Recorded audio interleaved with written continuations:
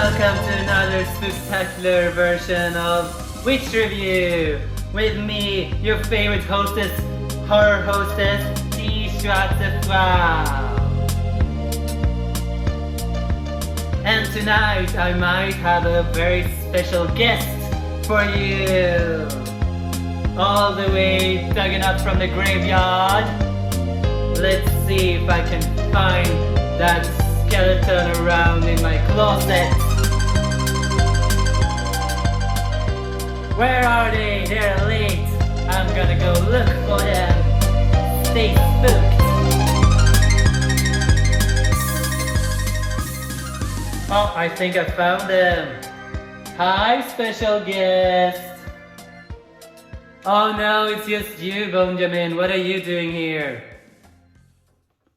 I was just playing a little bit of Phantom of the Opera.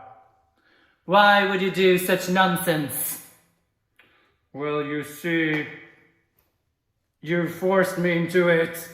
Oh, okay, yeah. You were the man of the midnight tonight, weren't you? So I dressed you up in this cloak and this black mask. I hope you liked it. I always like your blessings, oh holy queen of evil. Thank you. Good night, Benjamin. Sleep tight. See you on the other side. Where is the botched brain? Harlot, oh there. Horla, what are you doing? Out in the dark, by yourself.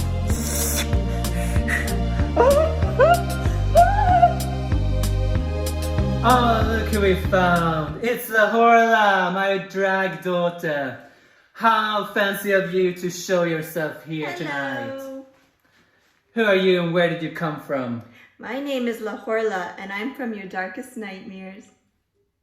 What is your secret to stay so young and so beautiful and virile throughout the ages, Horla? Oh, thank you for asking, Mrs. Black. My secret is embalming fluid. Embalming fluid? Get yours today. I might as well try it. Delicious. Look at this. Embalming fluid. You can barely see it. Kanpai. This is delicious. You can taste the chemicals. Yes, I could get hooked on this. So, tonight, I've invited you to talk about one of your favorite horror movies, cult movies. Which one have you chosen? Abominable Dr. Phibes. Abominable Dr. Phibes from 1971, directed by Robert Faust, something like that. So, why did you choose this movie? I love Abominable Dr. Phibes, both for its humor, its campiness, and for its actual legitimate creepy horror at times. Yes, and I hadn't actually seen it before, so I'm very happy that you introduced it to me. One of my childhood favorites. I'm sure. I had a twisted childhood. I had a really good time watching it, even as a grown-up. Oh, you're always a child at heart. At least in my mind. And starring Vincent Price. Starring Vincent Price, the horror cult legend. In one of his finest acting job ever. Despite the fact that he never speaks a single word on screen. Exactly. His face is actually kind of like it's supposed to be a mask, right? So he cannot give any facials except for like eye movements. Yeah, he speaks through like a microphone here. So it kind of like, and then there's a voiceover of Vincent Price speaking. So the premise is... The premise is this Dr. Phibes who starts killing people randomly at first, it seems, but then you figure out there's actually a very intricate motive to his killings. This very flamboyant Dr. Phibes has his lair, or cathedral, or whatever you want to call it, where he has this big ass organ where he plays And it also works as kind of an elevator, driving him up and down to his secret room. And on top of that, he has a very, very attractive assistant who's very up for his flamboyant charades. Yes, the beautiful and mysterious Volnavia. Volnavia. How camp ain't that name? It's a shame they don't mention it in the movie. So she basically is a drag queen. In every scene she's wearing something new, over the top, a little bit Alexis Carrington from Dynasty. She often plays the violin on screen to add drama to Vincent Price's performance. Yes, and his performance, his art form is killing.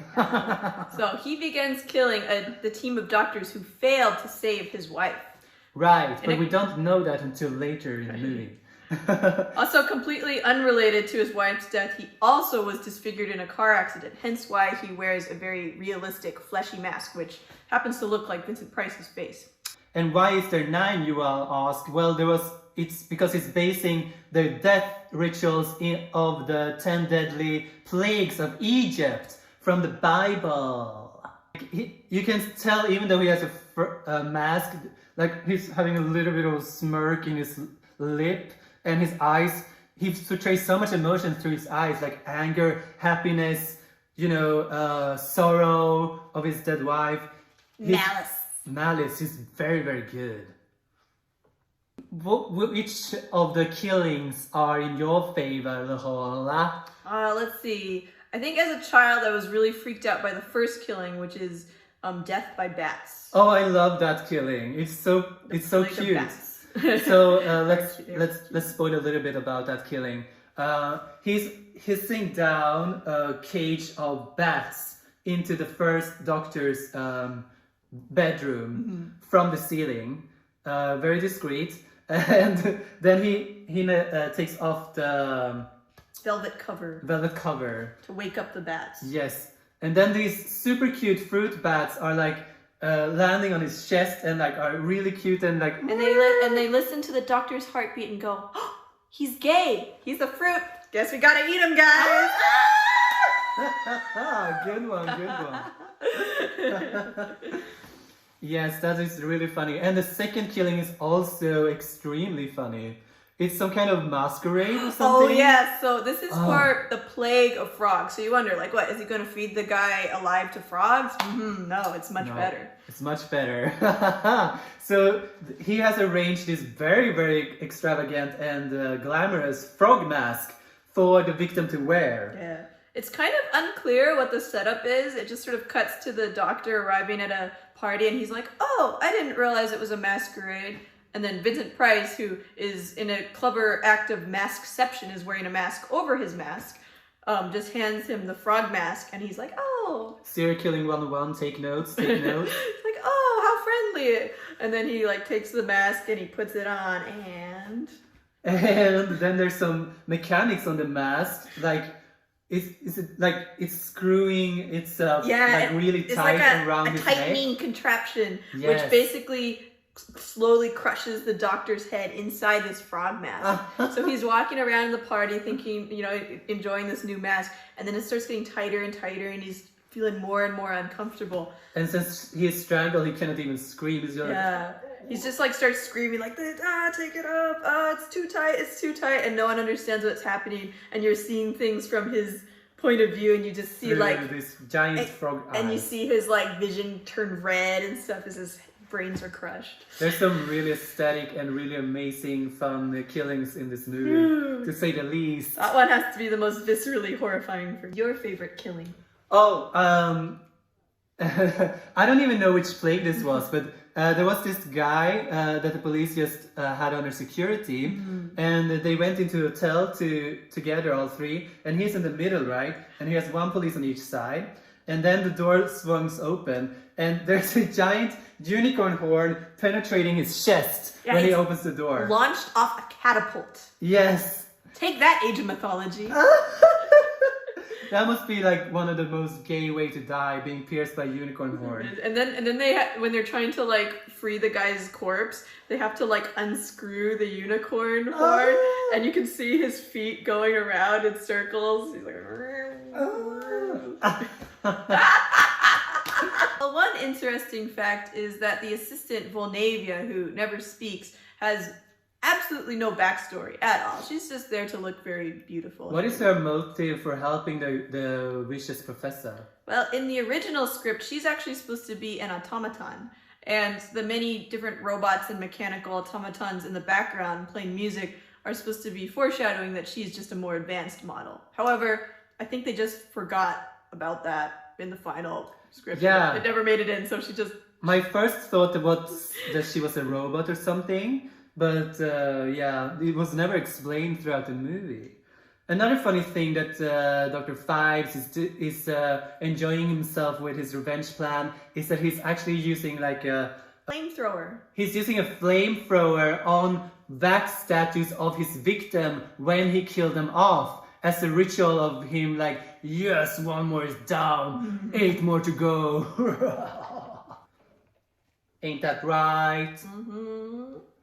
Yeah. Yes, and there was also a sequel the year after, The Return of Dr. Phibes. Also starring Vincent Price. It, however, is not very good. And while the original isn't like, you know, pristine either, it's not bad in the good way, it's bad in the bad way, from what we hear. What would you say is the best thing about this movie? According to me, I love that all the drama that Dr. Phibes brings to the table. Yeah, like he in his lair with his assistant, they're doing all of these like dances together, dressing up as character, costume parties. They're really going all out. Drinking champagne through his neck hole. You can actually watch this masterpiece on YouTube for free, so please look it up before they take it down. Also, the sequel is there, and I will watch it myself, even though you said it's bad, quite soon. Because I love what Vincent Price is bringing to the table here. I hope he's at least half as flamboyant as he is in the first movie, then it will still be worth watching. Yeah, if they're half as dramatic as they were in the original, I think it'll be worth watching. And I heard that Volnavia, what is the name? Volnavia is also doing a returning act in the sequel. Okay, that's all for Witch Review. Stay spooked!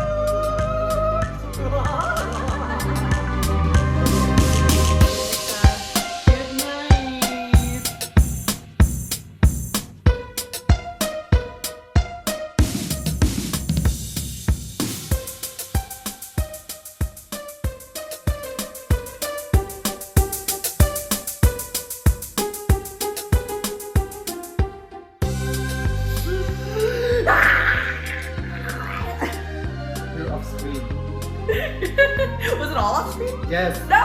Okay, well, Go again.